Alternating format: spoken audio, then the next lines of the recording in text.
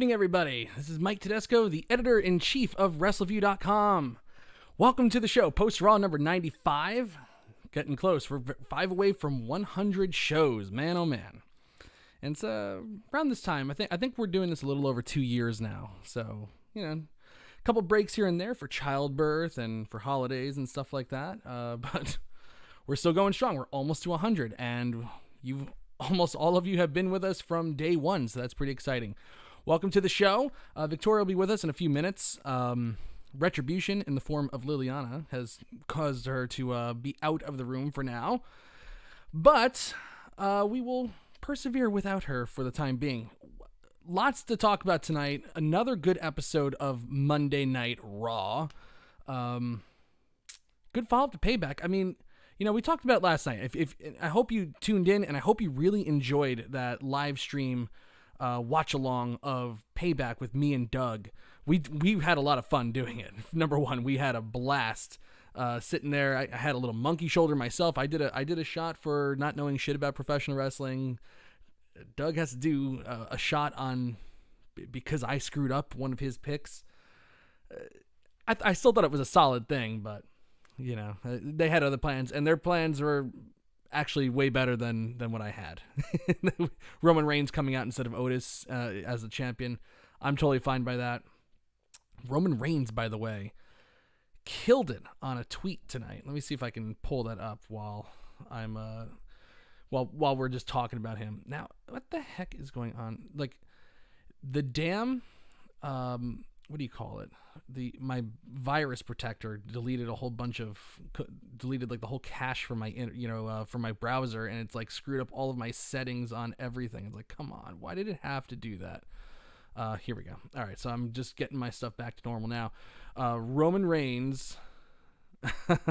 I just went on Twitter. CJ dived into JD from NY's post-Raw review while waiting for Wrestleview. I cannot believe I share the same city, the same borough as this individual. Dude really thinks his shit don't stink. It's mind-boggling. JD from NY he sucks. He just really, really sucks. And he had a thing going on with Alexa Bliss. He said something really just wildly inappropriate about her. I think he was talking about like her body or her in the ring. No, he said her in the ring, and I think he insinuated that she like slept her way to the top. I can't believe that anybody gives this guy any time of day, period. He's a fraud. He's a jerk off. He's you know his thoughts on women. It's not exactly he's not exactly a beacon of empowering women over here. So he sucks. All right. So Roman Reigns, only reason I'm down your throat is because you keep your mouth open. I'm the best performer of this generation, period. And the title is finally in the right hands for it to hold true value. I was like, CJ actually alerted me to that and sent that my way. That's a pretty tight tweet right there. Roman Reigns is a heel. I mean, that's what we got last night at Payback. I mean, that's the big story coming out of Payback. But the other big story coming out of Payback is that Payback was actually a good show. 1 week build, and is it fair to say it was better than SummerSlam? I think it was. I actually think it was better than SummerSlam. Because, I mean, SummerSlam didn't have any of the title changes. Yeah, SummerSlam had the better women's matches, that's for sure. That tag title match last night with Asuka and I'm sorry, not with Asuka. I'm thinking of the SummerSlam right now. The tag title match with Shayna Baszler and Nia Jax versus Sasha Banks and Bayley was not good at all. So that's where SummerSlam had the advantage on it. But other than that, I thought there was more surprises and better moments on Payback last night. Keith Lee beating Randy Orton clean as a whistle in the ring. In the middle of the ring, Randy Orton, who had just punt kicked Edge, Christian, Big Show, Ric Flair, Shawn Michaels, even though Shawn Michaels didn't sell it, and Drew McIntyre 3 times in the head, gets pinned clean by Keith Lee. I thought that was a gutsy move. Obviously, gutsy move to go with Roman Reigns heel. They're going hard at it in the fall, and I say it every year. Usually, the fall is the worst time of the year to be a wrestling fan because they usually phone it in. There's not much to talk about, especially October and December. So November, every now and then we get a reprieve with some decent storytelling because of Survivor Series coming up. But October and December, those are some long months. But it seems like they're going to put their all into this. Why not? It's like you have people that are watching it, people that dedicate their time to you. Go for it. Make it happen. All right. Let me say hi to everybody in the chat room because I've been talking too much. I started talking about that idiot from JD, whatever. I don't even want to give him free advertising on my show because my show with Victoria is way better than that guy's Raw review, period. Number one, he's just a fucking miserable person, and we actually like wrestling. So, there's that. You could start off from that and move forward. Okay, saying hello to everybody in the chat room. Just say hi to me so I see you all. There's been a good conversation going on so far. Andrew Elder in the chat room. Usually December is phone it in month. Yes, absolutely. Grash in the chat room is Keith Lee Roman food. If they move Keith Lee in the draft, then yes, absolutely. Absolutely. That would be a great match, though. Roman versus Keith Lee at Royal Rumble, maybe? The way they're booking Keith Lee right now, it's sky's the limit. What they did. Well, me and Victoria will talk about this in a little bit. Hopefully, she'll be here when I start the conversation. Keith Lee had such a bad debut, and they're now taking steps to fix that debut. We'll talk about that. Brian, chat room. Hey, Mike. Nafis. Yes. Nafis is back. Nafisa Dot. Yes. Kit Dyson in the chat room. CJ Bowman, my co-host of State of WWE podcast. He's here. And I think I said hi to Andrew already. Quentin Walters here. Very, very nice. One of our original fans. Let's see, Det Morales. I didn't see Det last week, so it's nice to see Det this week as well. And if I missed you so far, I will get to you. I know there's more people in the chat room. Oh, we got Hayden Barker in the chat room. Okay, there you go. Yes, absolutely. Mashoon Walls. Hello once again, Tedesco's, and I'm going to miss the Iconics. Yes, they broke up the Iconics. Oh my God. Yeah, they did that. Now, I see it mentioned in the chat room, and I do want to bring this up. So there was some breaking news during Raw. 2 breaking stories during Monday Night Raw. Number one, Rey Mysterio suffered a torn tricep last night at the WWE Payback event. I thought that it was just going to be like a like a kayfabe injury so that they could get Dominic in there and maybe in the mix with Seth Rollins again heading into for that triple threat match tonight. But no, it was serious, and they knew about it last night. Now you watch back the video. I saw some the tape a little bit, and Mysterio's arm is definitely he's definitely clutching that right arm. So all day today they've been advertising Seth Rollins versus Rey Mysterio after they knew that he was injured. See, that's the things that I don't like about this company. Number one, I really don't like that going into the show, you don't know anything of what's going to happen. Now, I'm not saying that they should give away every single surprise, but it'd be nice to know, to give you a couple of matches to say, oh, this is what you're going to see tonight on Monday Night Raw. If you tune in, you're going to see this match and this match. How about, okay, so let's talk the Iconics. The Iconics versus the Riot Squad. Winners get a shot at Jax and Baszler for the women's tag titles, and the losers have to disband. That was just shown in a little cryon graphic in the corner of the screen, and then it just happened, and now the Iconics are broken up. Wouldn't that have been better, at least at the beginning of the day, to say one tag team will be no more after tonight. Tune in to Raw. No, they didn't advertise that at all on their site. That makes no sense to me. And number two, well, now that I think about it, there's no heel general manager. There's no heel authority figure. Yeah, Vince McMahon is around and he was on SmackDown and stuff like that, but he's not healing it up, right? He's not healing it up. So who made that decision to put these tag teams in a situation like that? Did they agree to that themselves? Who makes that decision? So that makes no sense either. That's where you need an authority figure.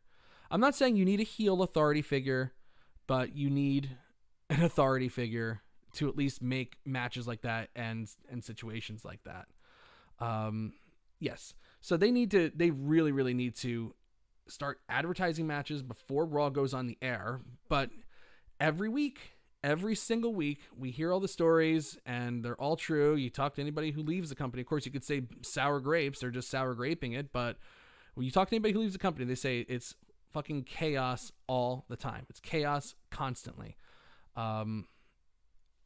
They don't have these shows in order until maybe an hour or two before they go on the air. Sometimes they go on the air and it's not in order and they're still writing the show.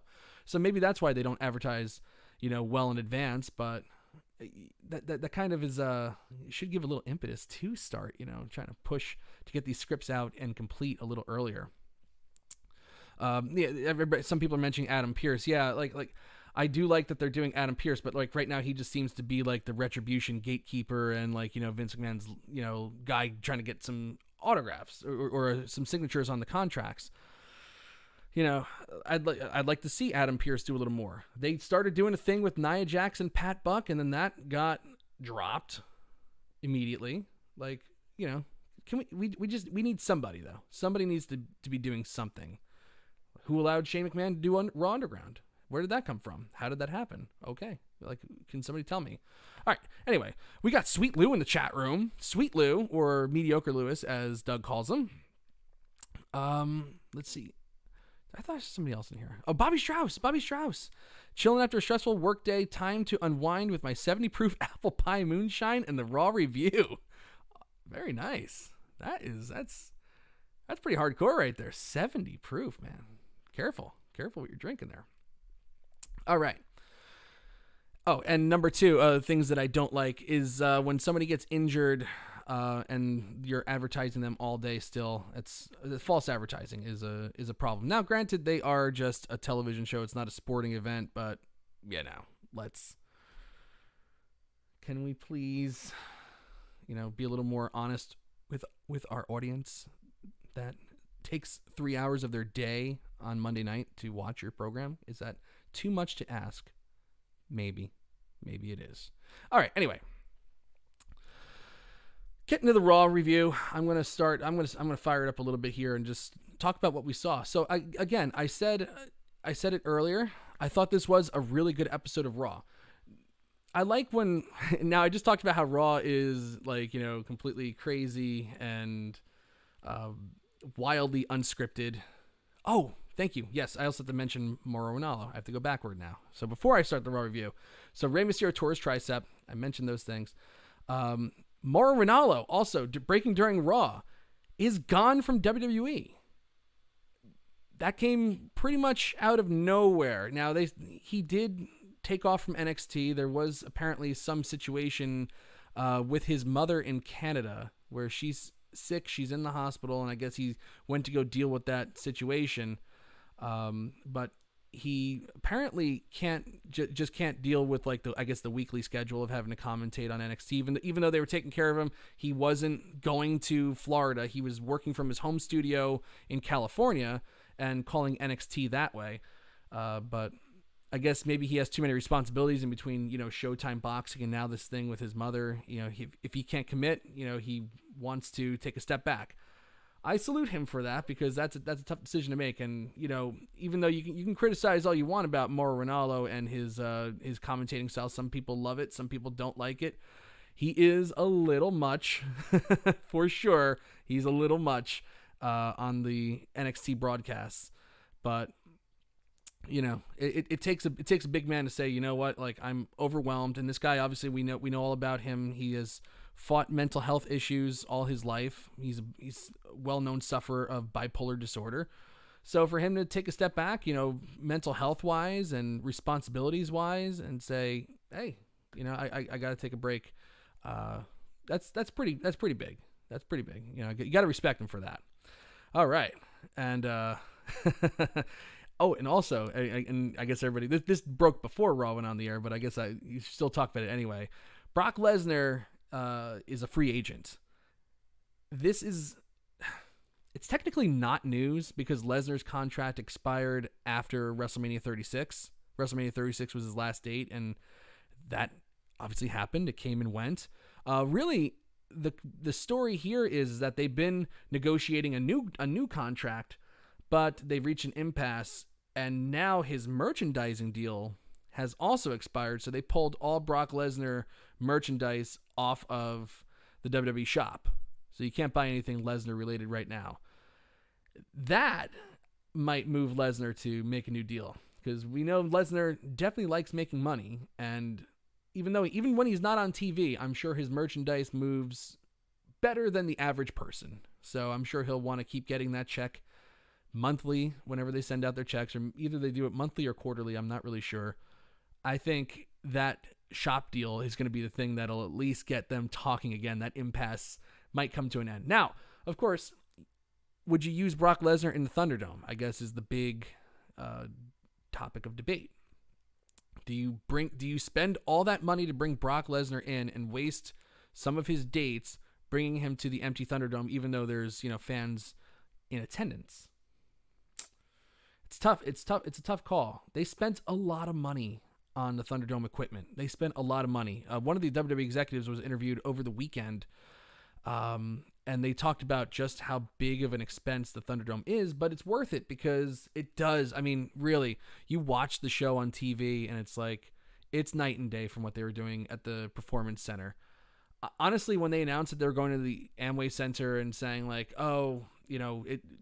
the shows, the ratings are bad and the viewership is bad because the show looks low rent and there's nobody in. Yes, of course, no crowd definitely hurts the show, but I didn't really believe that it was the Performance Center that was the problem. I thought more of the storytelling. Yeah, the storytelling is still a problem, but not being in the Performance Center definitely helps things a lot more than it hurts. And it really does make a sizable difference in the viewing experience for those at home. Now, speaking of the Thunderdome, I was in the Thunderdome again, second week in a row on Raw. I tried to get on SmackDown when I'm not working. I couldn't get in. Payback, that was I wouldn't have been able to do it anyway because of the watch along. But man, I would like to get on SmackDown and actually just be able to devote my entire attention to being in the Thunderdome. But it was a good experience again this week. I did make it onto the screen during when Randy Orton pinned Seth Rollins. There I was, right on the screen. You'll be able to see me. If you check out the replay, I did take a picture of it. I'll put it up on Twitter in a little bit. I did make it into Thunderdome again. Liliana was with me for a little bit. I tried to get her to get into Thunderdome as well, but she kept kicking the computer and squirming, so I guess they didn't put us on. But there was when I came in, my call time was 10:30, and for like the first 15 minutes of being in the Thunderdome, it was all Raw Underground segments and stuff like that. So really, it was kind of a boring experience a little bit.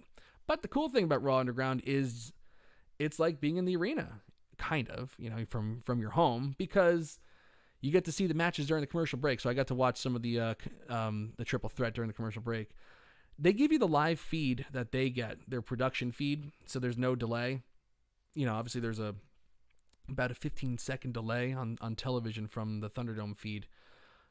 So when they showed, but because it's that direct feed, they don't have the crowd noise in there, but you do hear the commentators. So it's a little bit of a weird experience because now all of a sudden it's dead quiet again, and all you hear is the commentators and the crowd. So kind of weird, kind of a weird thing. I don't know how they cut the crowd out because I know that they're pumping them through the speakers as well at inside the arena, but you just didn't hear it during the commercial. They were just kind of like bouncing around, just chopping each other. You could tell that the energy level definitely went down for a little bit. How Andrew's asked me how the feed looks. It's a little grainy, to be honest with you. I had my Ethernet plugged in, but you know what? They're probably sending over like a low quality feed. I mean, you can still make things out, but it's not the best quality. Probably because so many people don't have great internet.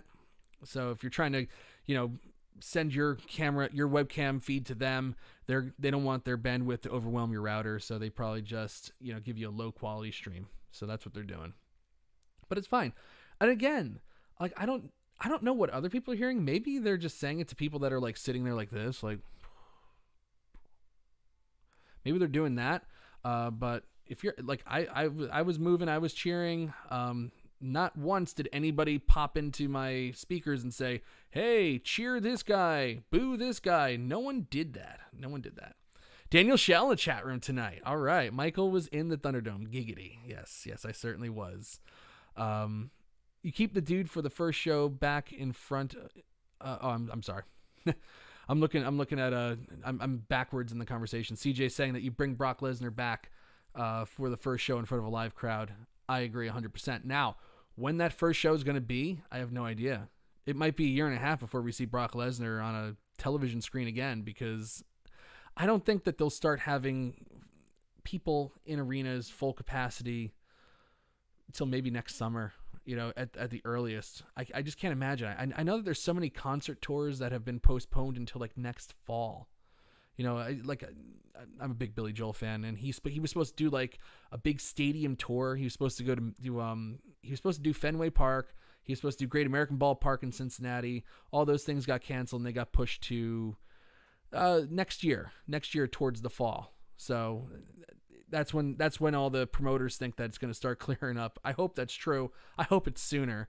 But yeah, I just don't see it happening at all. CJ saying he thinks it might be March at the earliest. I'll take March. I would sign up for March, but again, everything is touch and go. CJ was supposed to see Joan Jett in Albany. I was supposed to see Charlie Daniels, who passed away in July. Like, I'm not like a fan of like, Southern rock or anything like that, but I just love The Devil Went Down to Georgia.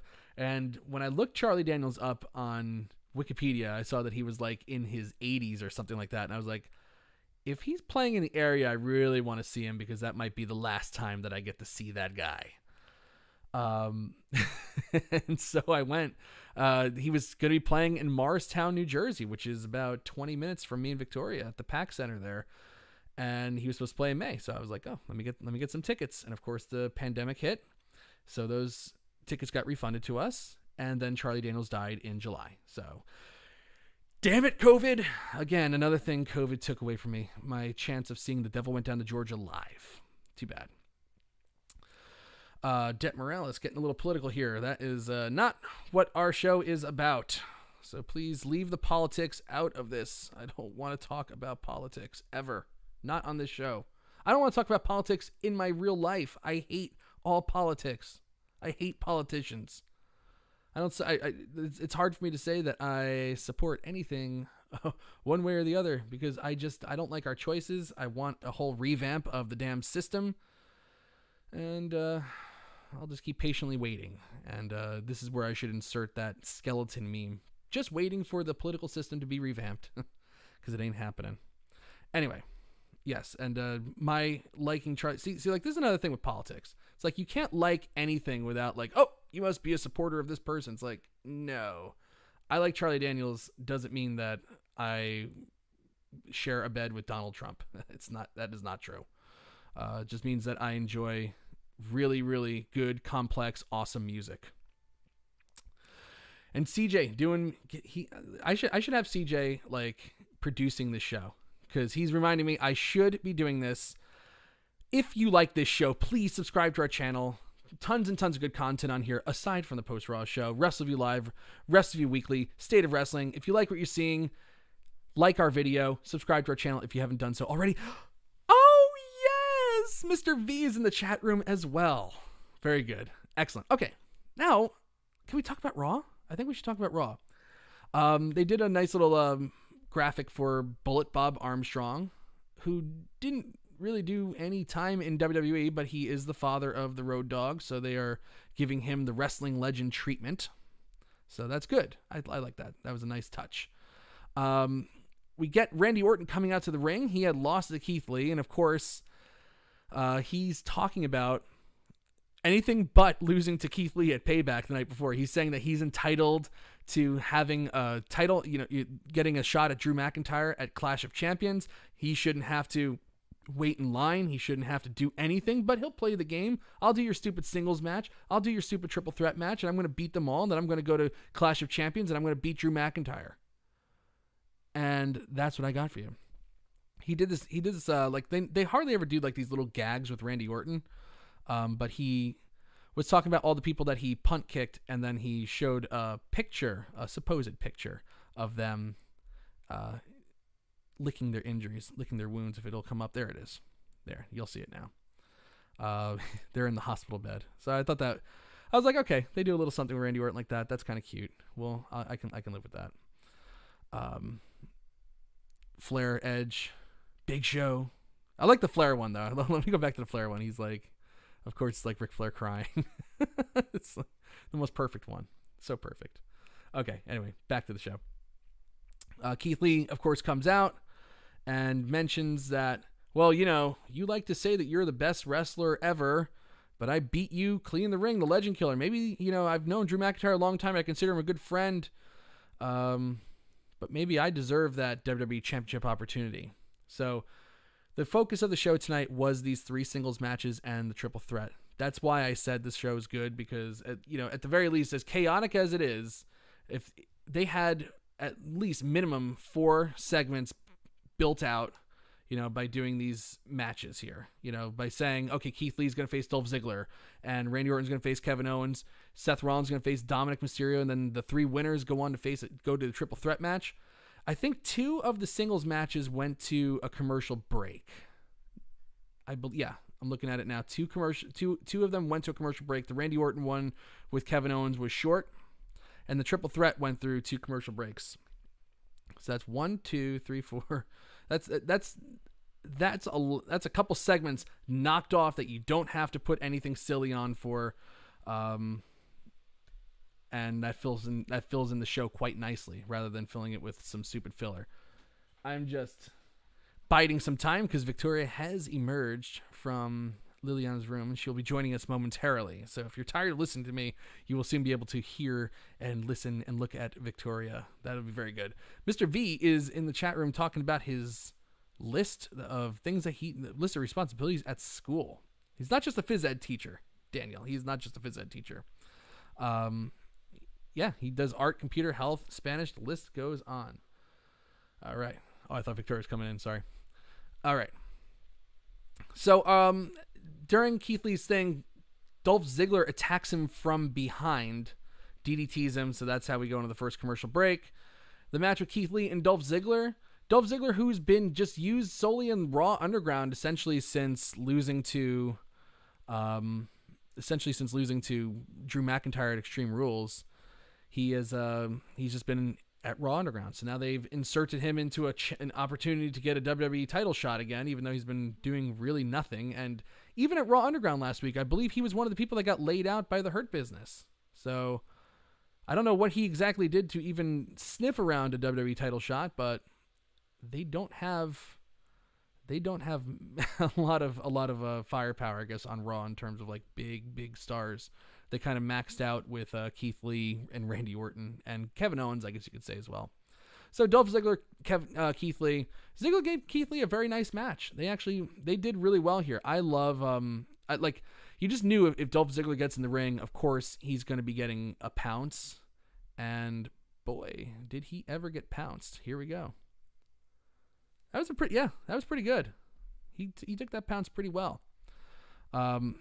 Hits him with a famouser at one point in the match. Lee was much better on the sell, I thought, this week. And, of course, Keith Lee comes out on top after an enormous Spirit Bomb. Good showing for Keith Lee, I thought. I liked it. So he goes to the triple threat match.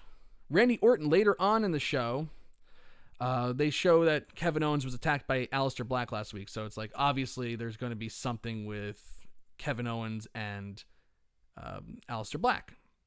But so Charlie Caruso's out. This was really good. This was some good storytelling, some good Bruce Pritchard foreshadowing, because he's been a little wonky the past few weeks.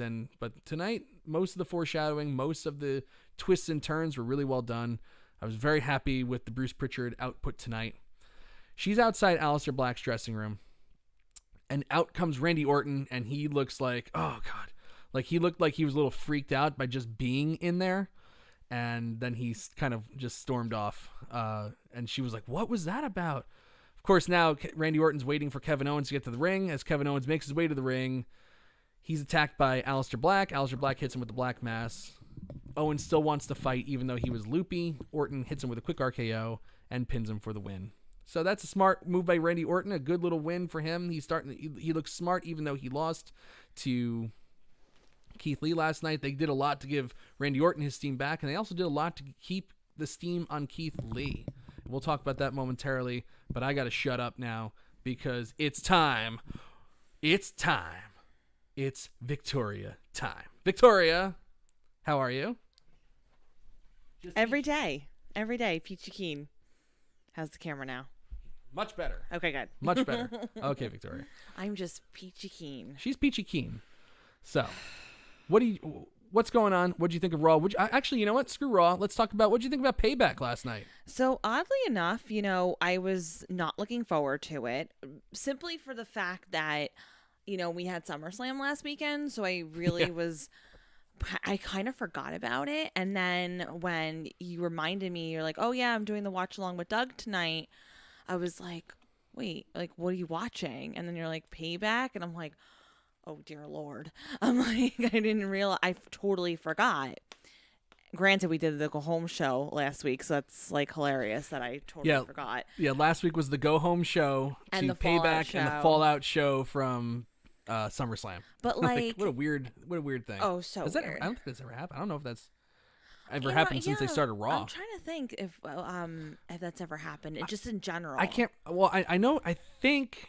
Actually, I'm almost certain that they did the title change with The Undertaker and Hulk Hogan in 1991 Survivor Series, and then they did Tuesday in Texas like a couple days later. Oh, okay. Because Survivor Series was on Thanksgiving that Thursday, and then that Tuesday they were in Texas. Wow. And Hogan won the title back. Okay, so that's very similar situation. But since they started Raw, I don't think we've ever had a Go Home and a Fallout show all at the same time. I don't think so. That I remember. I don't think so. To be honest with you. But honestly, I was pleasantly surprised because I did enjoy it overall. I really did find it to be really good.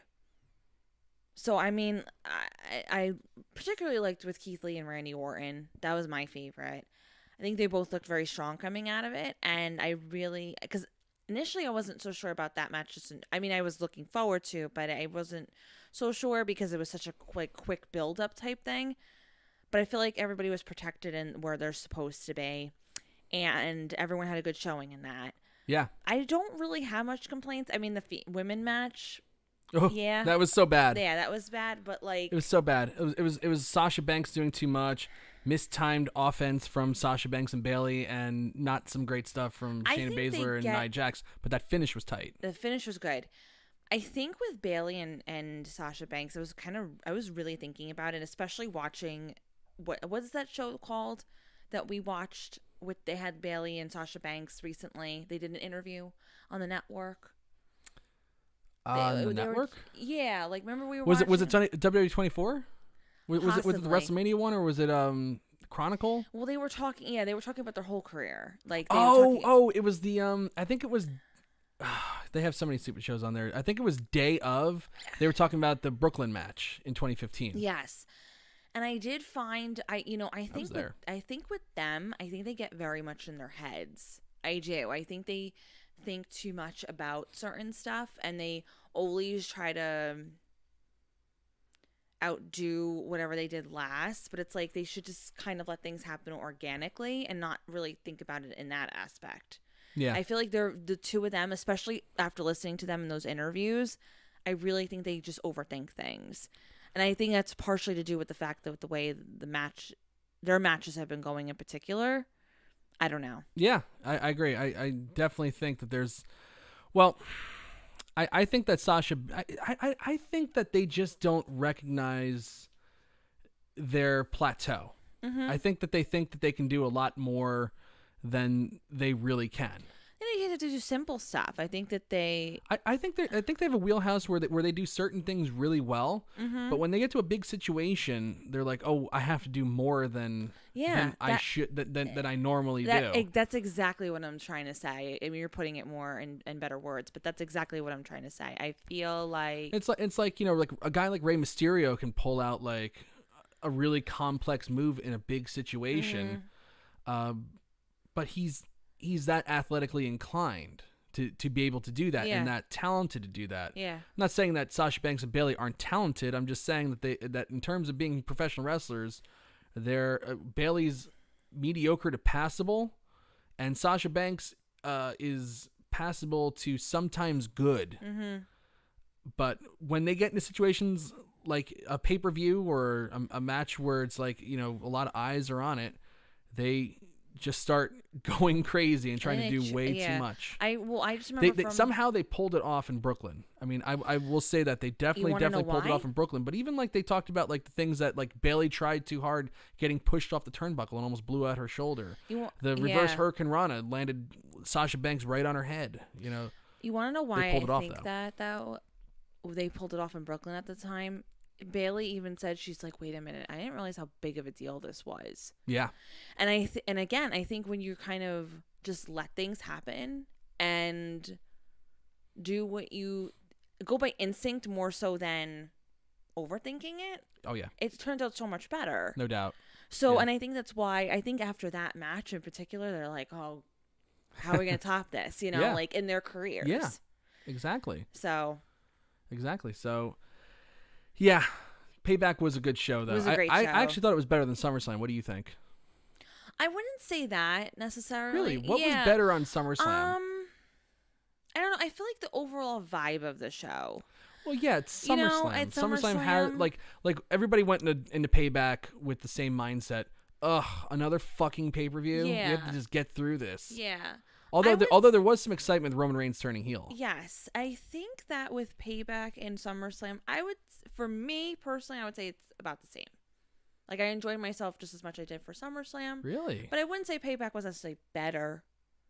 I think Payback was better. I thought that it had more surprises, like Keith Lee pinning Randy Orton clean after his finish. Yeah. No. So Keith Lee hit his finish, the Spirit Bomb, I know. on Randy Orton and pinned him clean. No, Even I know. Drew McIntyre didn't hit his Claymore kick, partly because we have to stretch this out and get them to Clash of Champions. But hey, that's still big news. Yeah, no, surprises or not, though, I felt like they were still at an even playing field. Okay. And again, that's just me. That's a question I'd like to open up to the chat room. What did you guys think of? Did you think SummerSlam was better than Payback, or Payback was better than SummerSlam, or were they both just as good as each other? Everybody's saying hello to you, by the way. Hi, everyone. And Bobby Strauss loves the Spina Bifida awareness shirt. Thank you. It says Spina Bifida Mom. I am a Spina Bifida Mom. We are Spina Bifida parents. I'm not Yes. wearing my Spina Bifida dad shirt. I have it. You have it, and it's nice. Yeah, we like doing that stuff. CJ saying that Payback was better structured. Andrew Elder liked Payback better. And we're waiting for more responses to come in. But okay. Yeah. I'm sure. I am absolutely positive there's gonna be some people that really like SummerSlam. I liked SummerSlam. I really did. But in terms of back-to-back shows, which one was better? I'm not really sure. All right. So getting back to Raw, I was just mentioning that I liked that the focus of having the 3 singles matches into a triple threat. So that eats up a lot of time, right? So one match has 2 segments. Another match has 2 segments. Mm-hmm. The triple threat had 2 segments, and the Randy Orton match was pretty quick. But that's 7 segments that they had covered on this show. Obviously, there's a lot more segments than that, but of course, having 7 segments taken care of is a big help to the writing squad. 100%. And it definitely helps keep the show focused. I'm not saying that every week you should be having 3 singles matches and then a triple threat match. No, but you certainly have to keep the variety. But certainly we could be utilizing wrestling a little more to kind of get through things instead of doing goofy segments. And especially now that we have 4 weeks to build the Clash, or Clash of Champions, I think that we can get a little more wrestling rather than 100%. just like, okay, we need to do this 10,000 segments to drive everything home. That'll be saved for the last week. Save for the week no, before. I totally agree with that, but I like the structure of everything tonight. Yeah. All right. So I finished, I was talking about Randy Orton, Kevin Owens. Orton doing the smart thing, laying back, kind of got Aleister Black to work with him and beat up Kevin Owens before his match. He's going to the triple threat match. Yes. Now, as Raw was going on the air, I talked about the big news with Rey Mysterio tearing his tricep. Yes. Or they announced that he tore his triceps. Yes. Mm-hmm. And Mauro Ranallo gone from WWE as well. Yeah. So Rey Mysterio is gone. He's supposed to face Seth Rollins, so we have to add a replacement. We have a SummerSlam rematch. Dominic versus Seth Rollins. Now, again, like, okay, so you knew, I mean, they definitely knew that Rey Mysterio was injured last night. Yeah, right? for sure. I mean, you can even see it in the video, in the video that they were showing on TV tonight. I don't know if I noticed it as much, but when you pointed it out to me, like after we kind of found out, I was like, oh, okay, yeah, that's it. That's where it happened. You definitely recognize that it happened.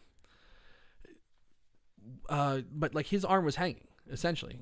That's what was happening, and so like they knew it all day. But they kept advertising Seth Rollins versus Seth Rollins versus Rey Mysterio, which I'm not a big fan of. But this kid, Dominic, who at this point before this match tonight only had 3 matches on television: Seth Rollins at SummerSlam, the Raw main event, and then Payback. Okay, Dominic, we're gonna put you in there with Seth Rollins again, and even just having a day to kind of, or like half a day to kind of work your match. Yeah. That shows a lot. Shows a lot. And he delivered again. He totally did. There's something special about him. It's really, it's amazing to see how he can adapt. And he's showing more that, okay, yeah, he proved himself obviously in these last 3 matches, right? That the longevity component, time to plan out. They planted the seed of the 2 of them having the match, right? Oh, yeah. Being involved with his, father, Rey Mysterio, like he's able to kind of like watch, observe, and everything else. But by his dad getting injured now, and now he's being thrown into the trenches, like, hey, you're gonna have a match tonight. Yeah. He's really showing how versatile he is now. Oh yeah. By being able to kind of like just go in and you have to have a match. That's it. You don't have time to prepare. You have to kind of just like. I mean, figure it out. Yeah, he's going in there with Seth Rollins, of course, and Seth Rollins is a great worker. I'm not a big fan of his character, but he's no question about it. He's an excellent professional wrestler. So if you want to go in the ring with anybody early in your career and you're in a tight spot, you probably want it to be Seth Rollins. Yeah. And then of course having Ray there as a guide as well to build the matches. And, a couple other good guys. I know that Jamie Noble was working with him at SummerSlam. I'm sure he's still working with him. Jamie Noble was really great in his day. He a great cruiserweight at least, so he knows how to work with guys with the body type of Dominic. Dominic hit all of his marks tonight, though. He really did. Doing the flips off the table and stuff like that. I wish that WWE gift his big crossbody to the floor, because that really, really was impressive. He did a really nice job on that. Whoop. Oh, there we go. I'll just show it again. There you go. They didn't gift that, which was kind of a bummer. Oh, that's how you get it to play over and over again. Got it. Okay. Sorry, I'm just discovering things as we go. You're like technology-wise. You're like, ooh. Yeah, no, because I was like, why does it keep like pausing like every time I press the damn thing? Dominic was everything was just on point. Seth Rollins, of course, does win, but there was a second there that I really thought Dominic had it, and this is where like the WWE camera work came into play very nicely. Mm-hmm. He hit him with the 619, goes to the top rope, and they're just zoomed in on Dominic. You don't see anything else that's happening. Yeah. He comes off for the frog splash, and you're just following him all the way down. You're like, oh my God, I can't believe they're going to let Dominic hit him with a freaking frog splash. Rollins is definitely going to kick out of the frog splash. And that's like all the thoughts that are going through my mind in the half second that he was up in the air. And then he comes crashing down to the mat, and Seth Rollins had moved. And I was so pulled into the match that I never even thought to look for Seth Rollins being moved. Yeah. Hits him with the stomp afterwards. So Dominic looked really scrappy in there. He actually had a better showing. He didn't look like he wasn't booked so much like a beginner. Yeah. Like he was at SummerSlam. Yes. And they had a very good, competent match. Very, very good. Of course, Rollins hits him with another stomp, so the Mysterio family is again left laying. But they got their big victory last night. Another good thing I really liked about this match too was Seth Rollins and his deal with Murphy. Because he's mad at Murphy for losing last night. How about that slap in the head? That was nasty. When he slapped him in the head, he kicked Murphy out of the ring, and he slaps him in the head for losing the match, naughty. And just kind of like knocks some sense into him. And when he slapped him in the head, like all that water they pour on their heads before they go out there, like that stuff just vaporized. Yeah, really, all you saw was the mist. I was like, that was a tough slap. Even Samoa Joe just goes, oh. I got a real kick out of that. So that was just a good match. Really, really good stuff from Dominic. Of course, the triple threat match, main event. I did make an appearance in the Thunderdome on that. I will say that again, which I was very excited about. I thought they had a very good triple threat. Keith Lee looked great in this. So I wanted to save this conversation for when you got here. I talked about it with Doug last night. You know, I don't think any of us were really fans of how Keith Lee debuted last week. I don't. Go on. What were you gonna say? No, I definitely was not, and that was saddening to me because I really enjoy him in NXT. So, and I get really, really annoyed when you have such a good worker, right? Yeah, he obviously needed to work in, good talent and they don't do them justice by giving them the rightful debut as they should. I mean, granted, he did go out there with Randy Orton, but he did. But I found that they were still I found that they still weren't doing the right thing by him, as far as showcasing like his actual abilities and showcasing strengths. So I think that tonight they're doing that a lot better. Yeah. And it's only been a short time, mind you, right? Like yeah. Oh yeah. It's been a week, and he's already had his first rematch to the day. But at the same time, though, I think it's better that you catch it early than months down the line, like they're usually known to do. Yes. And then here we are. So a lot of people were very mad that they changed Keith Lee's music. They had him shave his beard. I don't really care about music. I don't care about music either. I love music, whatever. But like that to me wasn't like. I don't think it's a deal breaker. I don't like that he was put in the fat guy compression suit shirt by Vince McMahon. I didn't like that. Because he was on shirtless in NXT, right? Yeah, he was shirtless in NXT, but like Vince McMahon pulled a Scott Steiner. I'm sure when he saw him, he's just like, Jesus, he's fat. Put a compression shirt on him. That was definitely Vince's mindset right there, and I didn't like that. I didn't like that he was wearing these green tights. That he looked like a total, like I'm talking about Payback last night. I didn't like his attire. Like they changed his whole entire look from NXT, and it diminished him a little bit. But of course, beating Randy Orton clean changes everything. Of course. His debut though, I didn't like the Yoda promo.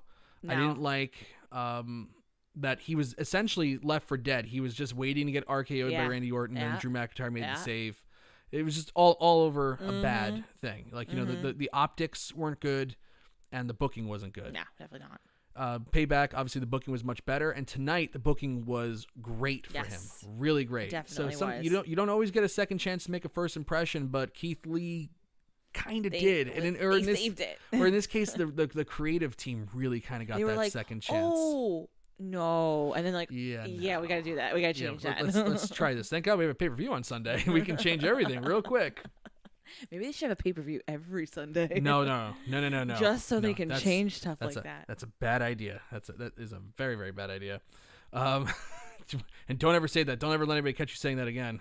God damn it, that's a great idea. Well, actually, it's funny if imagine Vince catches a show randomly, that's really odd. The one thing that he found in the show. He's like, yeah, I like what she said. Yeah, that girl's got some gumption. I like it. Give her a call. Give her a call. Give her a call, Paul. She knows what she's talking about. Hi, Paul. Hi, Paul. Anyway, totally forgot what I was. Oh yeah, the one thing I didn't like again was his promo delivery tonight against Randy Orton. He's got to work in his promos. There's no doubt about it. I know that he has a history of talking like this, but to me, talking like that, it makes it sound rehearsed and scripted.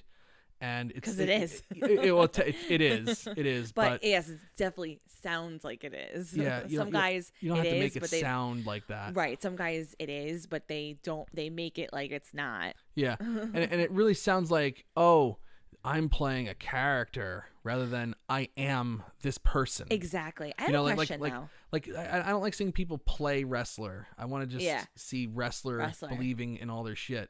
There's always that great story about Mick Foley tells about Diamond Dallas Page, where he always, no matter what, even if he went to a toll plaza, he was living his gimmick. Always. Hello, Kurt Angle with the third grade. Kurt Angle when he called into your third grade class when we talked to Kurt Angle's agent. Yeah, and Kurt Angle like cut a promo on the class. Really he was just supposed to congratulate the winners of the reading challenge, and instead he goes, "Congratulations to all the winners. Oh, it's true. It's damn true." And I'll never forget his agent David Hawk called us up right after, and he's like, "I am so sorry that he just said it's damn true to your third grade class. I don't know if he really knew it was a third grade class, but oh man, am I sorry." He goes, it's so funny. He goes, he's always Kurt Angle. Like he said that's to him. That's not like same thing with Mysterio. He walks out with the mask, like he's like he is Rey Mysterio through and through. Yep. When he goes out, and oh my gosh. Now you're talking about hoping that Vince catches our show. We know that he definitely catches Doug's show because he's been murdering the milk carton lately. Absolutely murdering that milk carton. Jessamine Duke, Marina Shafir on Raw Underground tonight. Man, oh man. Quick question for you. What's that? In regards to Keith Lee. Yeah. So he has a scripted promo, right? Oh yeah, everybody does. He pretty much goes verbatim from that script. I'm sure. Can say, like for the most part. I think almost everybody does. But what happens if you don't go verbatim? Like how mad? I think Jericho talked about that. Or it's a very, very dangerous precedent to use Jon Moxley as a source for the creative process since he's so negative on everything WWE. But I do believe that if you're a veteran, you do get some leeway. Right, that I know. But if you're not, what happens if you veer? Don't veer. No, don't veer. You can't. No. What happens if you don't go verbatim? If you kind of mess up a line and say something in the spirit of the line, I'm sure that's fine. But you can't just go out there and just start saying whatever you want. No, that I know. I'm just saying, like, how much leeway do you have a veer? A little bit. Like, can you paraphrase? Paraphrase? Like, can you reword it? No. Reword it. No. Okay. No. If you make a mistake and you kind of roll over a line and you just want to keep moving on, yeah, that's fine. Just keep going with what they give you. Keep going with what they give you. Okay. But yeah, I wanted to confirm that because I'm like, what's stopping somebody from? But I guess obviously you want to be able to get showcased, so you're not going to go veering in the direction, especially if you're a newcomer. Yeah. So I get that. Okay. Yeah. CJ saying that Mox is also Moxioker. Yes, the former Dean Ambrose has exposed AEW's totally exposed him. Oh. It has. And I was a big Dean Ambrose fan. I was too, but like Dean Ambrose is the kind of a guy I wouldn't say big, but he needs to a fan. Have a filter put on him or somebody to help him with things because he's not as good as he thinks he is, and God bless him for thinking that he's that good. I wish that I had that much confidence. But sometimes you got to just know when to hold him, know when to fold him. He's not exactly carrying the company right now. And although I got to say, he's very, very lucky to be working with MJF. If I'm going to order All Out on Saturday, it's going to be because I really, really want to see that MJF match with Moxley. I got to cover AEW this past Thursday. Josh wasn't able to do it, and they had this contract signing with MJF and Moxley, and I was like, damn, MJF really, really just did an excellent job at that promo. It kind of sold me on the show. Kind of sold me on the damn show. That's good. Andrew Elder reminded me that Dean Ambrose or Jon Moxley is AEW's PWI's number one wrestler out of the list of 500. Wow. Okay. That is a thing, but PWI hasn't been relevant in how long? I don't even know. Too long. You're asking me. Yeah, Victoria's not exactly an avid reader of PW Insider, and neither am I. I used to get PW Insider magazines a lot when I was in high school, like 2002 to 2005. They were still pretty good. They still had a photographer at ringside, but now it's like, forget it. CJ says, I love that Victoria saw the same thing I saw with Mox and AEW. You know your stuff. Victoria, you know what? I will give a toast to Victoria. We are on the same page. Victoria knows shit about professional wrestling. I wouldn't go that far, but you know your shit. I know some things. You definitely know your stuff. Let's see. Anyway. Anywho. Getting back to the show, because there's more to talk about, and I don't want to go too much longer, because we're trying to cut down on the showtime tonight. Okay, the other big story coming out of this, and I was talking before about how I hate that they just don't advertise matches ahead of time, and like they had a match tonight that it's in general it was on the Payback kickoff show, Riot Squad versus the Iconics, but apparently they just decided this is going to be a number one contenders match for the women's tag team titles, and the losing team has to break up. Wouldn't that have been nice to know at like noon today? Like, for those that, for the 3 people that are Iconic fans, like to like, oh, maybe I should tune into this, or the 1.5 people that are fans of the Riot Squad. Oh, maybe I should tune into this tonight. I want to see if my team's going to get broken up. But no, instead we just get a little stupid graphic that the commentators didn't even talk about, and then at like 9 o'clock or 9:30, they cut a promo, and then they went out and did this match. Number one, who booked the damn match to say like, oh, the loser has to break up? Because I would have been like, I'm not signing that contract. Fine, give them the fucking opportunity. This is my best friend since I was in high school. Normally, I would be like, okay. Normally, I would say like, who cares? In the sense of like, oh, they're not advertising it because who cares? Nobody cares about them. But apparently, people do. No, but at the same time, though, this is so WWE, and they don't advertise even like really big stuff. Like they'll advertise. They didn't even advertise legends coming back. They back. could have at least even advertised the singles matches tonight. They didn't even do that. No, they advertise like legends and stuff like that. Like not always. Not always. No. There was many times that Brock Lesnar, who they spend so much money to bring in, that they don't advertise him before he comes out. Now, sometimes it was a surprise, but sometimes he's just kicking off the show. But like if Stone Cold Steve Austin usually, or like. Yeah, no. Yeah, of course you're going to advertise they're that. advertising. Because you're trying to reach a certain audience that doesn't watch the show anymore. But I would say in this situation, like, oh, who cares, right? Because majority of people don't. But this is so WWE that they just don't advertise things. Right. So it's like. So the Iconics are broken up. The Riot Squad beat them in a nothing match. And then Peyton Royce turned on Billie Kay in Raw Underground and sent her into the ring to get attacked by Marina Shafir and Jessamine Duke. So they got a match that they didn't ask for. And then they broke up. And then it was random. And then Peyton Royce just said, you know what, fuck this. Like, now I'm going to break up with her even though we're already broken up. I think it was just stupid. It was dumb.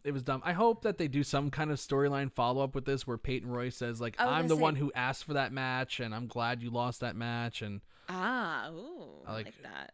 I don't know. Maybe maybe that's what they do, but other than that, it's like, can we just advertise it? Like, I'm not even saying that it was like stupid, which I do think it's a bad idea to break up the Iconics because Billie Kay is the worst professional wrestler ever. She's horrible, but she would be a great manager. I know the draft is coming up. Maybe they move her to SmackDown, and they move Peyton Royce to SmackDown, and Billie Kay just manages somebody. That would be nice. That would be the best use of her talents. That would be the best use of her talents for sure. But I thought it was just dumb and short-sighted. I just really, really do. CJ saying that Natalia's the worst one. Speaking of Natalya. Why? Oh, God. Why do we have to talk about her? We don't really. But Asuka, the women's division on Raw is so poor. No Charlotte Flair, no Becky Lynch. We got Bianca Belair just sitting around. She wasn't even on television tonight. Instead, we get Mickie James coming out. Mickie James is going to be the one going after Asuka for the title at Clash of Champions. Can you believe this? No, Can you believe can't. this? I don't understand. I really don't. I feel Mickie James? I feel like with the women, she's 41 years old. And I'm not saying it has anything to do with age, but it's like, can we get some young talent here? No, it's not, it has nothing to do with her age. It has nothing to do with age, but it's like she's 41. Bianca Belair is in her prime. You're not doing anything with Bianca Belair. They didn't even have a hint of her, unless she's part of Retribution and beat up Zelina Vega tonight. They had no hint of anything, any follow-up with Bianca Belair and Zelina Vega. What are we doing here? I think with the women, I think they're just very much still an afterthought. It's just, I feel like with them, it's so last minute because if they actually took the time to build into their storylines and their characters, it would make sense that someone like Bianca Belair, who people have a lot of interest in and are invested in her, and she's very charismatic. they would be like, oh, this is somebody we would want to face. Not Mickey James, who's where's the bigger picture? There is no bigger picture with them. Right. Maybe this is the only two people I think in the company as far as females who get a bigger picture. Charlotte Flair and Becky Lynch. Yeah. For the most part, right? But everybody else is an afterthought. Like I don't think they actively sit there and like, how am I going to boost Lana's career? How am I going to boost the Iconics' career? I don't think they actively sit there and do that. I think they're very much like a weekly thing. Oh yeah. I agree. I don't think anybody really has like a long-term plan. That's funny that you mentioned that, because I was actually going to make that point that really everything you're saying is basically a systemic failure of WWE to not really elevate anybody other than Asuka since the women's evolution or revolution, whatever corporate buzzword they used for it, started in 2015. Yeah. Really? Like, who have they built? I mean, they had this really talented crop of 4 young women in NXT, and they called them up to Raw and SmackDown, and they became Becky Lynch, Charlotte Flair, Bayley, and Sasha Banks, right? Mm-hmm. Who have, other than Asuka, who have they seriously elevated that's come up from NXT since? I really can't think of anybody. They have Naomi, who is incredibly talented. You know, she didn't come from NXT. She's been around forever. She came in 2012 as one of the Funkadactyls. She was in NXT. She was in that NXT season as well. I think that was in 2011. She was with AJ but that Lee was a disaster Caitlyn. Because that was the all women show, and that was, no one was giving that a chance. No one took that seriously at all. Even the commentators laughed at that. They made a joke of it in itself. Yeah. And that was terrible. I'm starting to think that the inability to really use Naomi well, they can't use Bianca Belair. There is an issue in this company, and I mean, look at me. I'm not really one to be pushing these issues. Like I know what I'm talking about here, but there is a color issue in this company. Oh, easily. Like you have 2 talented, super talented African American women in this company. And Naomi's getting stuck in karaoke contests, and Bianca Belair is fucking around on the sidelines. And is a pawn to be used to further the Riot Squad versus the Iconics storyline. And every now and then, even though her husband was poisoned, she's not out there with him all the time. Zelina Vega's there every single time. Why isn't Bianca Belair out there with them?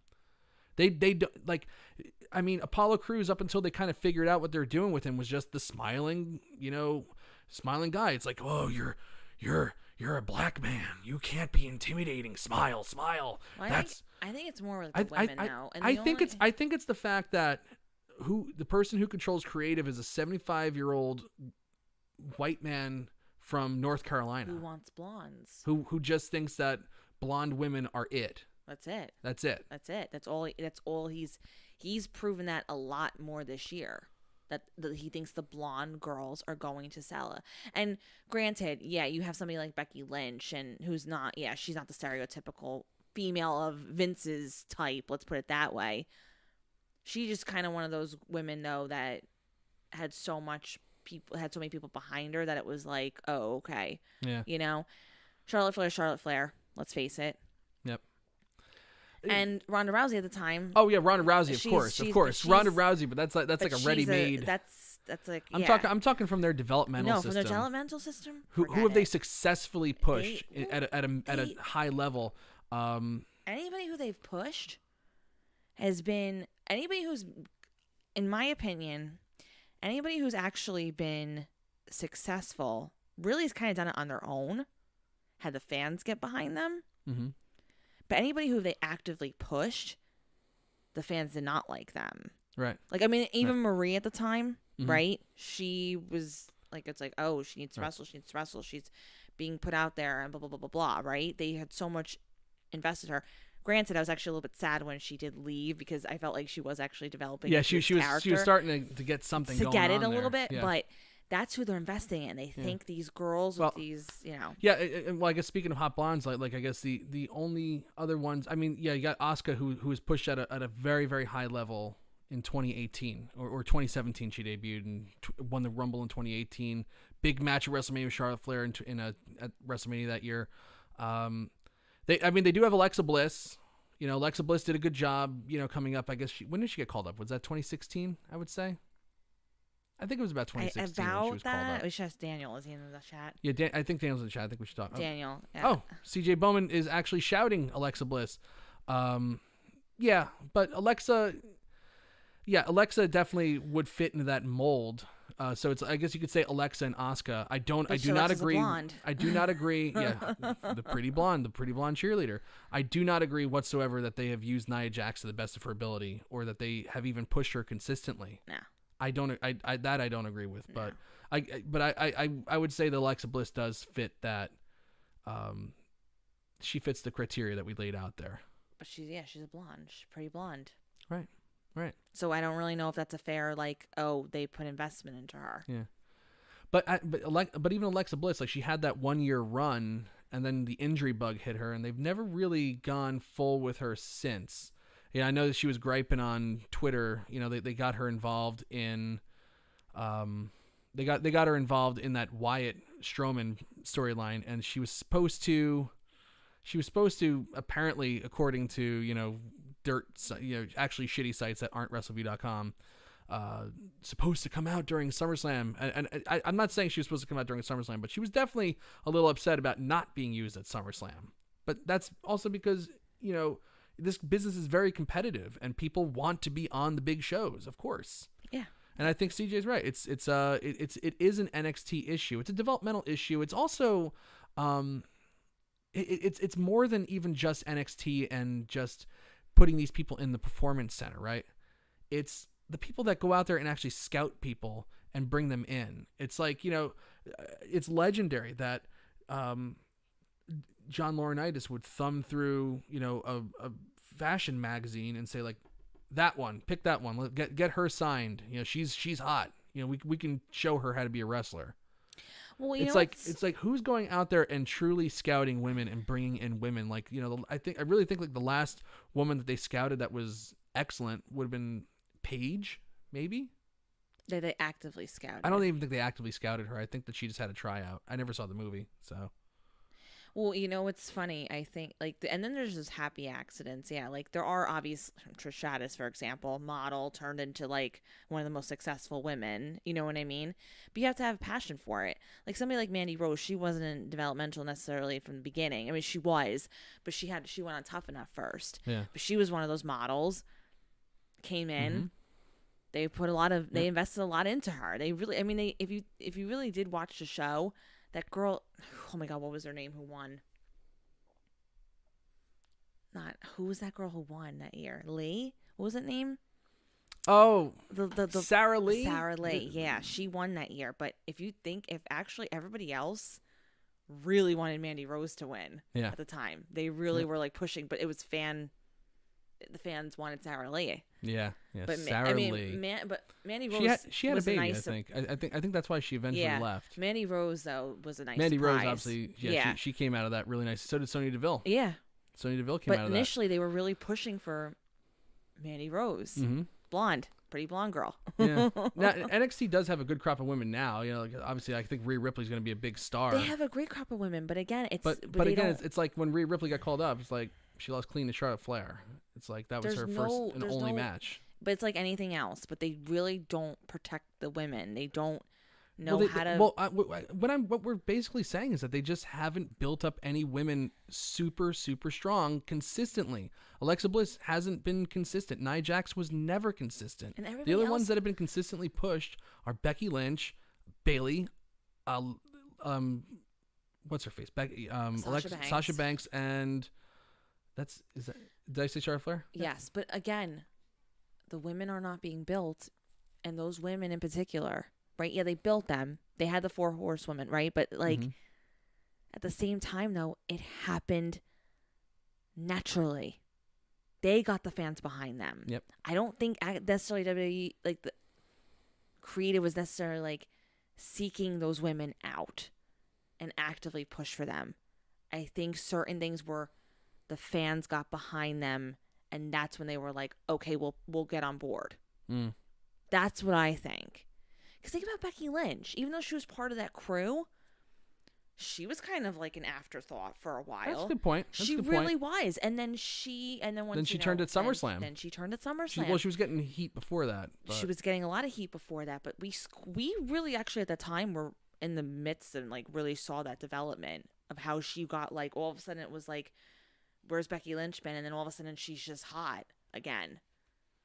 But at the same time, they she was the first SmackDown Women's Champion. You know, she was definitely utilized nicely on SmackDown 2016. But I always thought that like of the three of that triple threat match, because Bayley wasn't called up with them, they had that triple threat at WrestleMania 33 or 32 in Dallas. Mm-hmm. Charlotte, Sasha, Becky, and I was always like, oh well, of all the three women that they're gonna push, Becky Lynch is gonna be like the lowest tier of them. No, absolutely. She always seemed like the afterthought in all those things. She was losing Charlotte Flair constantly. Yeah, that's what I'm saying. She was always an afterthought, and she incorporated that eventually into like her storylines and stuff. But she wasn't necessarily like, oh, the one. Mm-hmm. You know who really sought an interest in her though? Daniel Bryan. Oh yeah, he's always talked very highly of Becky Lynch. Yep. All the time. Yep. Yeah. Well, she definitely got some fire. You know, she has some. She got that certain something, they can't say that. Now, I thought towards the end of her run here, she got a little stale, but for the most part, she is, I think in terms of ability, she has, way overachieved. Oh, is she getting up? Not that we should whisper, but you can't whisper. But she just got herself up. Mm-hmm. And then moved into this position. I see that. She's a weird little kid. Very, very weird kid. She's been very strange. Everyone, please pray for us.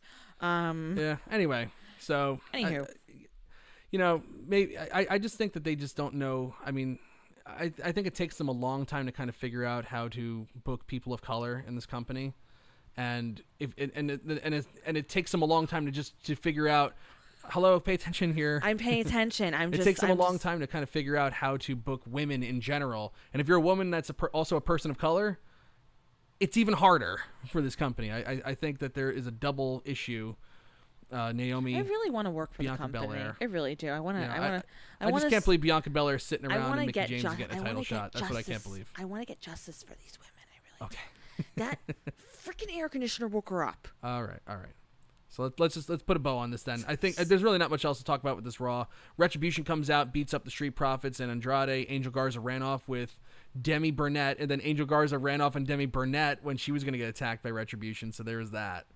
And essentially that's Raw. I thought Raw. Oh, by the way, Raw Underground was atrocious tonight. Terrible. It was absolutely terrible. I'm just gonna say this before I sign off. Okay. I don't know what they're doing. It's not working with Shane being this face of the underground. It's just not. It's not doing it for me. I really find that they need to put the kibosh on this, slowly phase it out, and let's pretend it never happened. Like seriously, it's looks cheesy. It looks tacky, and I know it's supposed to look grimy and dirty and everything like else. It's an underground development type thing. Fine. But it's not working, and they need to phase it out. And on that note, before I go as well, I will say, despite that and everything, like, certain things in the show wasn't a fan of, but honestly, I did enjoy the show tonight, and it was one of the Raws in a while, like first Raws in a while, where I was like, yeah, like solid, good. No, actually, I've had some in the past. Yeah. But this was like a good follow-up to pay-per-views, which is 2 thumbs up for me. 2 good Fallout shows in a row. How about that? Everyone from me. Can't have a good Fallout show next week, though. Have a great night. All right. Victoria's signing off. Victoria's signing off there. I am definitely... I'm going to ask chat room, what do you guys think of the show tonight? Victoria already gave it a thumbs up. I will tell you that I'm giving it a thumbs up as well. I thought it was well done. It had a focus on it. I thought, a couple of odd decisions. Definitely Raw Underground stunk. They had Titus O'Neil in there, and he was beating up people. We're supposed to see a side of Titus O'Neil that we've never seen before. And Titus O'Neil gets in there, plays, fake UFC fighter, knocks some guy out with some lame head slams on the mat. Then Riddick Moss gets in there, and they tape this. They tape all Raw Underground segments during the afternoon, because you can't tape those things live because you want to cut together as much as you can. You have to shorten some things up and whatever. That thing with Riddick Moss and Titus O'Neil was horrible, atrocious, absolutely atrocious. Every single shot they showed that Riddick Moss was just whiffing on these punches to Titus. I'm not saying you have to actually punch the guy, but the worked punches were awful, just absolutely awful. It's like you couldn't find a better camera angle you had all day. Why don't you just retape it during the afternoon if you saw that every single shot you had was shit? But that's what they put out there. I don't see the purpose of it. Although it is keeping the Hurt Business looking good. And Apollo Crews, who they did a good job with last night, definitely he showed some aggression. I was like, that's great. Have him show more aggression. Have him beat up Shelton Benjamin at Raw Underground. Instead, the Hurt Business wiped out Ricochet, Apollo Crews, and Cedric Alexander at Raw Underground. So other than keeping the Hurt Business in business, there's really not much point to Raw Underground. All right. Machine Walls gives the show a thumbs up. Depp Morales, thumbs down. Titus just dropped the ball. Okay. CJ said that Jessamine Duke was potatoing that girl. Yeah, either that or her work punches were really good. Thumbs up, and it didn't drag, was into it from Andrew Elder. Yeah, good stuff. Jorge Oliva gives a thumbs up and thumbs up for the Raw recap. We appreciate that, sir. Thank you very, very much. What does the Twitterverse think of this show? They give it 73% give it a thumbs up. So generally people agree that this was a pretty decent episode of Raw. So we can't have a pay-per-view Fallout show next week, so it's going to be a regular episode of Raw. But we'll be back for post-Raw number 96. It's going to be Labor Day, though. So, no, I think we'll still do a Raw. Because Labor Day, it's like, that's going to be just our time to chill. Because we're starting up school the very next day, even though we're all virtual. We are all virtual. Which, that stinks. It stinks. It's like, I really want to be in there. I miss my students. I want to see stuff. I just want to get out there, get back in the classroom. Even if it's in a really weird hybrid state, I would love to just be in the classroom and just see some kids and teach, for the love of God. But we have to do it again over the damn computer. So we'll be preparing for that next week. You can get to see us getting our minds ready for that. All right, so we'll be back next week, post-Raw number 96. Thank you all so much for joining us. We really appreciate every single one of you. And check out the NXT recap tomorrow, because I got that Iron Man match. I'm going to be covering that. That'll be like my third recap in a row, and then I'm taking a break. I'm not doing anything until next Monday. God, please don't let me do anything until next Monday. All right, I'm Mike Tedesco, the editor-in-chief of Wrestleview.com. Have a great week, everybody. See you next week.